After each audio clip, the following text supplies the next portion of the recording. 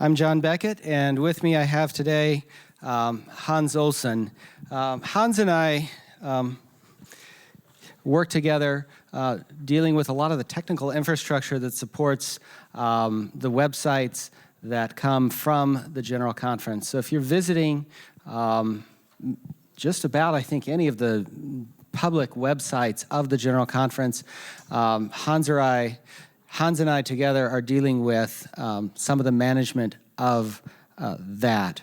With that in mind, we wanted to share with you something that we have found useful as part of our stack for, how long have we been working on it? Hans? Yeah, can you get him a mic? Yeah. Thank you. How long have we been working with Cloudflare?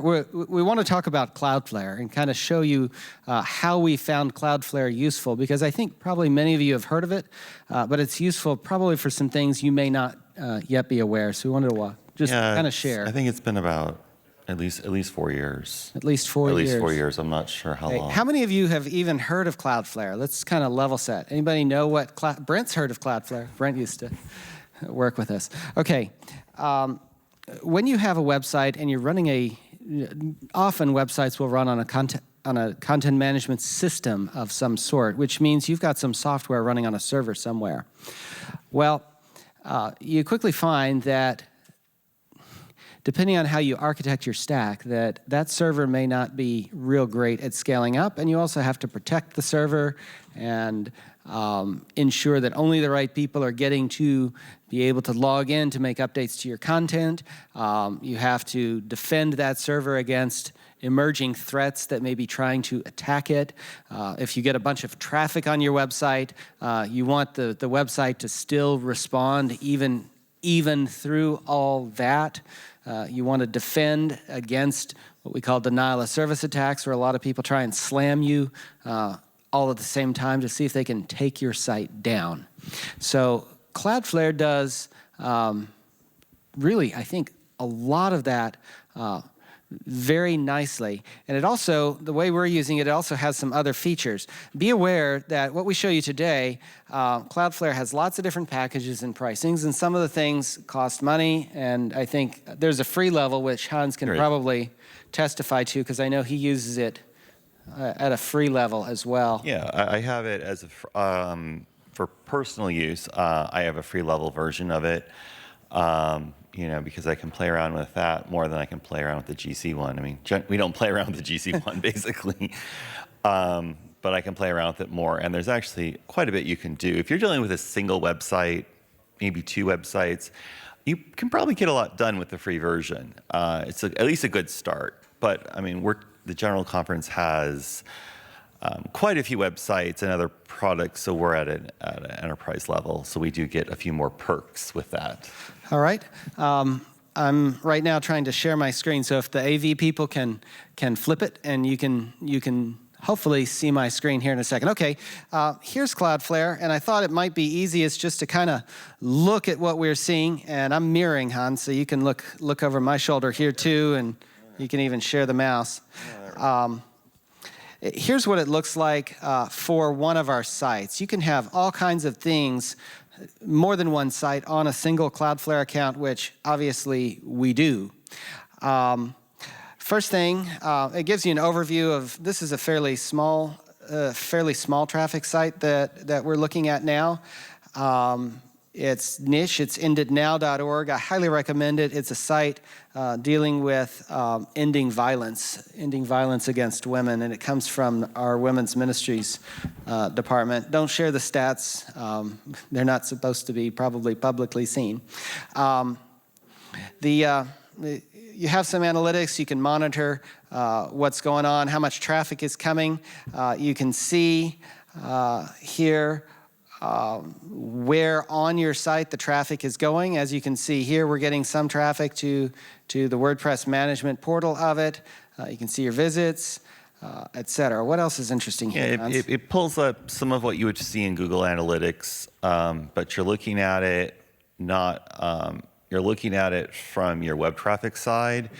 Google Analytics may be blocked because of privacy privacy concerns that people did accept cookies and stuff. So this gives you the raw numbers of the server traffic, which is completely autonomized from who it may be.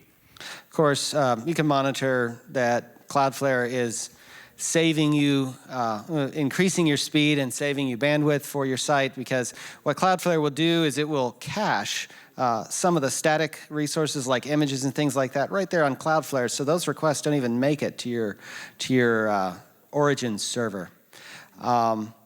DNS, when we talk about DNS, these are the mappings, of course, of the names of your website to the IPs of the server. Cloudflare is very helpful for managing DNS, because what you can see here, you can see that we have the name for the website, and then what we see here is it's mapping to a specific IP address.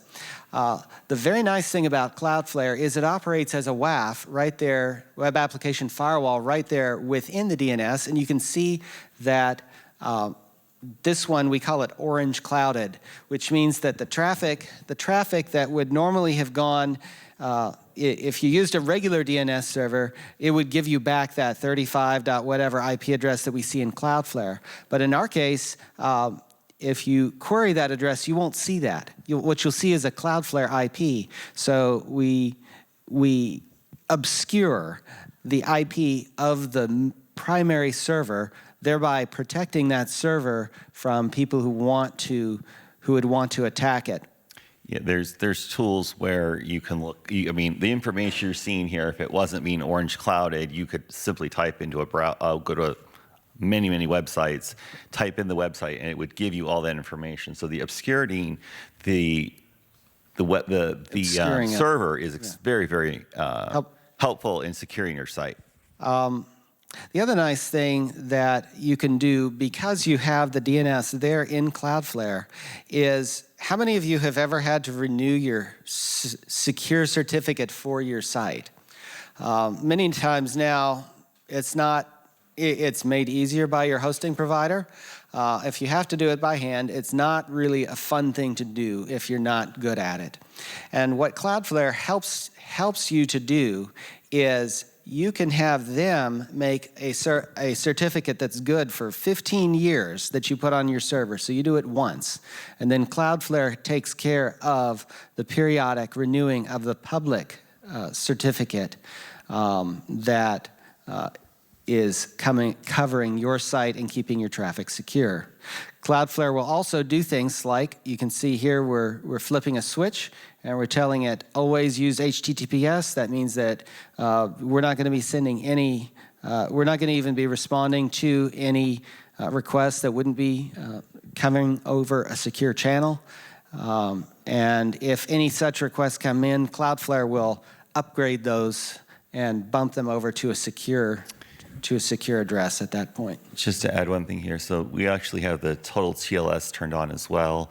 So an edge certificate is automatically issued for any new URL you put into your DNS automatically. And I guess we don't have it turned on, but you see it there. Right. Sorry. And you can set it, I think, I think the minimum is 2 weeks, and the longest is 90 days for your edge certificates. All right. Here's the origin server, and as you can see, we made a certificate that we then put on the origin server that only works really coming from Cloudflare, and that one then it takes a long time to expire, which doesn't matter because it's only covering the traffic going back and forth to Cloudflare. And our server is configured to only respond to Cloudflare IPs. So so adding this and then that creates pretty secure road for your traffic. I mean, it's harder to get into, at least. You're giving due diligence. Now we're getting into the interesting part. I'm going to let you talk about security. You want to talk about security? Okay. Where's Ernest when we need him? Yeah, the great thing about Cloudflare is that it does provide a lot of services through a single source of single product. So we add in the security aspects of the site. And here you can, you get a sample of a log of your traffic, and you can kind of get an idea of, like here we've got, a little bit of data here. But what you really want to look at is the next tab, and that's events. So events shows you something that was flagged as something special by the WAF. So here, let's look at this here. So we've got here, it's showing that there was a JavaScript challenge coming out of Russia, another one out of Switzerland. We don't worry too much about that. Tell us about the JavaScript challenge. What does that mean that the Cloudflare has done? So what that means is that there's several different types of challenges you can do. The JavaScript challenge is actually something that runs in the background that does not require the user to do anything. There will be when you are, the first time you're going, or you start a session going to the secure area where that runs, you're going to see, a window come up for a little bit, and you're going to tell you it's making progress, it's checking it, and then it goes away, and you're in. And that's to make sure that you're a human, you're coming from somewhere that you should be coming from, that Cloudflare is comfortable letting you through. So if we take this first line here, we can see that it did a JavaScript challenge. That means that Cloudflare said, aha, that traffic doesn't look great. We're going to screen it a little bit more. Now, in this case, yes, you're correct. But in this case here, looking at this, I can see why it flagged that, and that is someone who's trying to log into the back end. Okay. There can be various reasons. This particular one we're looking at, the reason why it did that is because it's starting a session, logging into the back end, and a session is, I'm not sure how long it's set for, but it can be 30 seconds to 24 hours, I believe. That's the range. So yeah, that's what that particular one was. Here's another one. But we look here at the block one. Okay. Yeah. All right, let's look at the block one. Look at the block one here out of the United Kingdom. And here it's telling us that, they were trying to go to. It was trying to go. We have a specific rule in there disabling traffic to a specific file, and this IP tried to hit that address, and it blocked it, just because we don't allow traffic to that. And you could even give that URL yourself, and it would block you just because you did that. Here's something interesting. Talk about a managed challenge. We got a managed challenge here. Somebody came to it from, looks like a Tor network. And they got a bad score. So Cloudflare determined, based on their criteria, that this was not a good place to be pulling our information. They added up their rules, and it came out bad. And so what it did was it presented them with something that they had to solve in order to continue going to the site. And you can set the limits, like you have some flexibility on setting what type of scores you want to let through,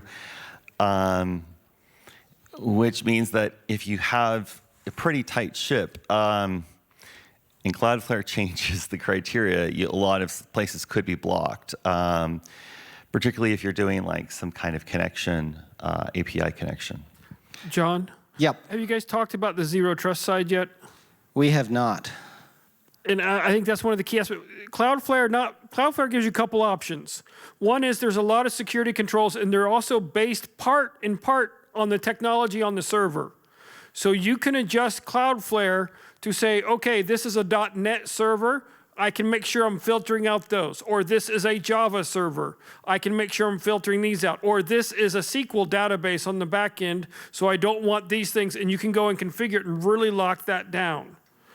The other thing you can do is where they've implemented it with a lot of their contractors, where they have people who are not employees. that are coming in and making adjustments, but they have to have a specified email address and authorization that then they have to use. It's kind of like a VPN, but not. That's the product you install on your computer. Yes, there's several areas of the zero trust. One of the products is exactly what he's talking about, Warp. You can actually get a free version of it by going to the URL 1.1.1.1. And you can use that free, and it does some ability. But because we have an enterprise account, our Warp is a lot more configurable and has a much higher, has a lot more options. For instance, you can run it through, I'm going to forget, but some of the scanning software and stuff that, It basically, that the GC already, or you may buy already, and you can implement that. Right. And you can also, If you want to, you can make it so that you don't let people log into certain addresses unless their hard drives are encrypted. Correct. Or unless Fostering. they have a certain IP address. For our websites, we've actually been doing something, and Hans has put this together, and I don't know that we can really show it because it's going to show, probably demonstrating it's going to show too much private information. Right. But what we have done with our websites is, you know how you get the management URL /WP admin or whatever it may be for your content management system? We have integrated Cloudflare with a product called Auth0, and we have made that so that a person needs to have, first of all, a general conference or general conference contractor email address. And then on the Cloudflare side, Hans sets it up so that for a specific site, we have just a short list of email addresses that are even authorized to get to the login, which is really awesome. Can you imagine if we can control and make sure somebody has a legitimate general conference account and is one of just a handful of people, or they don't even touch our login page. they don't see the page. They can't even get to the page on our server. It's not that they can't log in when they get to the page, they can't get to the page, which is very nice layer. And Cloudflare's, blocking it off there. Like they're not getting to the server. Cloudflare is preventing them to even getting anywhere close to our server. Yeah, it prevents you from even hitting the login URL, which we think is actually pretty fantastic. Daniel, sometimes not so much when it acts up. Yeah, if there's a misconfiguration, it's not so cool. But we've gotten a lot better at that. It's great for securing logins. It's also great for, you can secure the whole website. So for instance, we have staging sites or sites that we're building, and we only put the reviewers of that site and the developer are the only people that have access to see the entire site or that it even exists. And that's very, very helpful for us. And then it's as simple as changing the URL that that's behind Cloudflare Zero Trust, and then you go live. Okay. As we all know, if we've been managing websites for a while, sometimes we find a circumstance where you think you knew what the right address was for something, and then maybe you printed a bunch of things on paper and the papers went out and people are passing the papers all around, and come to find out you didn't really have anything there. Maybe you didn't even have a website there. If you do own the domain, you can use Cloudflare and page rules within Cloudflare to redirect that traffic where it's supposed to go. And that's actually on the free level of their feature set. So if you're finding yourself in a situation where, oh my, I don't know, communication department, publishing department said, we made a brochure and we registered a bunch of and we do own the domain, but we didn't really talk to anybody before we just sent out the brochures, and now you've got traffic coming somewhere random. You don't actually have to have a web server set up there to make it work. You just set it up in Cloudflare, redirect the traffic where it needs to go. In fact, Cloudflare has a very nice new product called R2. Talk about R2? Yeah, let me talk about it. I just want to say one thing about the Yep. page rules. For example, in 2005, the GC decided the GC session was going to be 2005.gcsession.org. And then 2010, they did the same thing. In 2015, I'm sorry. And then it was determined, no, we're not going to do that. Everything just goes to gc.adventist.org. We could set that up so that everything's redirected, or we could redirect it to a specific archive page or whatever. There's a lot of flexibility with the page rules. As far as R2, yes. So R2, like every company, Cloudflare is always trying to find new products to sell you to make your experience better, and one of those products is R2. R2 is a system that stores your files. It's particularly good for large files, but you could actually put an entire website there if you wanted to. A flat file website, not a content management site. And you can put it there, and then it has a Amazon Web Services AWS S3 type interface. And you can, give that a specific URL, like media.mysite.com, and you then put all of your media files in your links in your website to go to that, and then you store all the media there. What's really great about that is everything's coming from the edge. It's not hitting your server. You can have a less expensive server. Server that's just handling your dynamic content, and all of your static resources are being pulled from there. That's one great thing about it. Another great thing about it is if you do change where you want to store those files, Cloudflare allows you to designate a new location that's not R2. So we had a website this is pre-R2, that had stuff filed, stored on DigitalOcean. And when we wanted to change to R2, it was very simple to do. Yep. And R2 supports your own custom domain names that you're using with Cloudflare DNS. And of course, it's putting HTTPS in front of it. Mm-hmm. So the files, when you put them in R2, are coming down to the visitors in a very fast and also very polished way that looks like they're stored on your thing, not just like something Amazon AWS dot whatever. And the download speeds we've seen are probably 5+ times faster than anything else we've tried. Like versus DigitalOcean, which is a good provider, it's about 5. It could be up to 5 times or more faster. So it's very, very fast because it's coming from an edge server near you. We're starting to run a little low on time. Are we remembering everything? Do you want to share anything? Well, I'll just say that when we're scratching a little bit below the surface with Cloudflare, but there is a lot more to it. If anyone has questions, they're welcome to come up to me. I do enjoy talking about Cloudflare. No, because I think it's a great product. Yeah, Daniel has a question. We've been pretty happy with, we'll take you in a second. We've been pretty happy with Cloudflare, with the performance and the security that it has brought to our sites. I think let's take a question from Daniel. If we have other questions, comments, maybe somebody else is using Cloudflare and they found a great way to take advantage of it. If not, we'll give back some time. Daniel. Thank you very much for a great presentation. I really needed this tool through all these tools because I use Cloudflare sometimes mainly for caching, and I see this sidebar with all these tools, and you finally explain it in a good way. Thank you for that. So that's a great tool, but not everyone knows how to set it up. So what if some conference or Hope Channel wants to use it for their website, but they don't know how to set it up? What support GC can provide them to do that?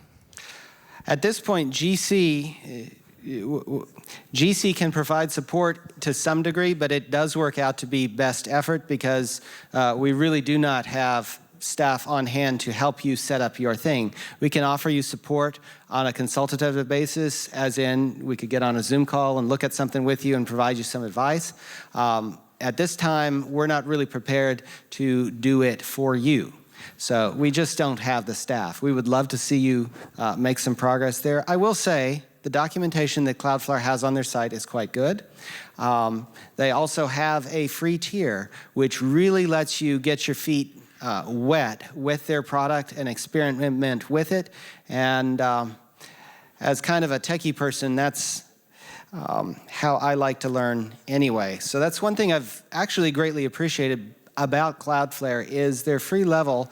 It doesn't give you everything, but it gives you enough really to make a very nice start with their product suite. And of course, they would very much like you to get addicted enough to the service that the free tier is no longer what you need. Yeah, I totally agree with John. If you're interested in Cloudflare, I would absolutely start by making, opening a free account, making your name server, putting your URLs in there, right. orange clouding it. I mean, just doing that step alone. You'll learn a lot. Well, you can learn a lot, but you're making your site secure, cutting down the ability for DDoS attacks. So just doing that first step, you've taken yourself a distance, and that's 20, 30 minutes of your time. So, and free. So I think that would be where I would start. Yeah, that's my recommendation. If you have hosting already and you've got your site there and you just want to try and protect it, work on moving your DNS over to Cloudflare, get it orange clouded, and give it a try. I will say there is a learning curve when it comes to Cloudflare, especially when it comes to not the public-facing stuff. The public-facing stuff usually stays up just fine and is working. But because it is a caching service, as well as a WAF and all of that, you'll likely encounter situations where you're unexpectedly not able to make updates, or you're making updates and the updates aren't necessarily showing as quickly as you would like on the front side of your site. I think we would be happy to talk with any of you about it. It's probably a more productive conversation, I would say, if you've already gotten the free Cloudflare account, you've played with it a little bit, maybe tried it on a test site, and now you come with some questions and we could look at that. There's plenty of documentation to figure out how to do that. It works with any name registrar you could use. I mean, there's so many, but cheap DNS or something, GoDaddy, Google domains. I mean, it's not difficult. You don't have to change your name register or anything like that. You can leave that as it is. You just change your name server. Yeah, Vyacheslav, I know Hope Channel has used Cloudflare. Right. I just want to thank you for this presentation, and thank you for collaboration. Because of your help, we are using Cloudflare, and we are using it for all the network. So every Hope Channel network, every Hope Channel representative here, you can use it with the much lower rates we have. There you go. And you can use it through the hope.cloud service we created for Hope Channel Network, and the CDN provider behind the service is Cloudflare. I will say we worked with Vyacheslav, and actually I think at that time it was Justin. And Justin initially brought Cloudflare. We were running it on the GC account, and then Hope Channel said, well, we're going to take over the expense, praise God. And they migrated it out of our account, and they're managing it on their own now, and have been using it, I guess, as the basis for a lot of what they do. So they may be in a better position than GC specifically to help with your needs, particularly because they are likely at a much bigger scale with respect to traffic than we are. Thank you. Thank you.